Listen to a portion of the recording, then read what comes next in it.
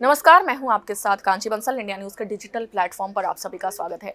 बात करने जा रही हूं मध्य प्रदेश की, क्योंकि अब मध्य प्रदेश में विधानसभा चुनाव बेहद नज़दीक हैं। 17 नवंबर को वहां पर मतदान होने हैं।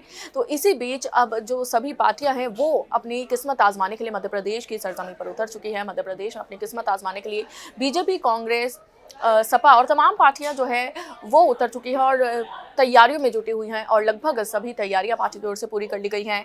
प्रत्याशियों के नामों की घोषणा लगभग सभी पार्टियों की ओर से कर ली गई है और ऐसे में बगावती सुर जो थे उम्मीदवारों के, वो भी अब उस पर भी सेटलमेंट होते हुए नजर आ रहा है। और इसी बीच आपको बता दूं कि केंद्रीय गृह मंत्री अमित शाह मध्य प्रदेश के 3 दिवसीय दौरे पर हैं और इस दौरान वे जमकर विपक्ष पर निशाना साधते हुए नजर आ रहे हैं, खासतौर पर कांग्रेस पर, क्योंकि अब उनकी ओर से कमलनाथ पर वे निशाना साधते हुए नजर आए और उनकी ओर से ये कहा गया कि कमलनाथ अपने कार्यकाल में एक ऐसी उपलब्धि गिनवा दे, एक ऐसा काम गिनवा दे जो उनके कार्यकाल में किया गया और तमाम क्या कुछ अमित शाह की ओर से कहा गया।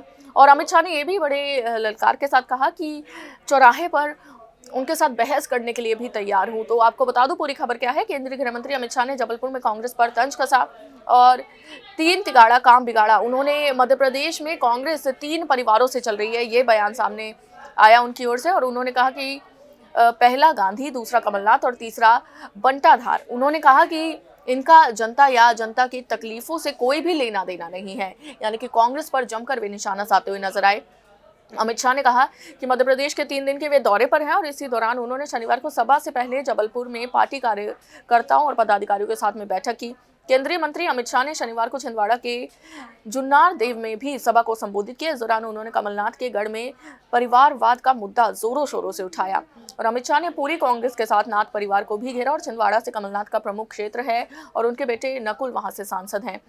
तो कुछ दिन पहले कमलनाथ ने यह भी कहा था कि छिंदवाड़ा से टिकट दिल्ली नहीं बल्कि नकुल घोषित करेंगे और ऐसे में इशारों में शाह ने इसी मुद्दे के साथ कांग्रेस को घेरा।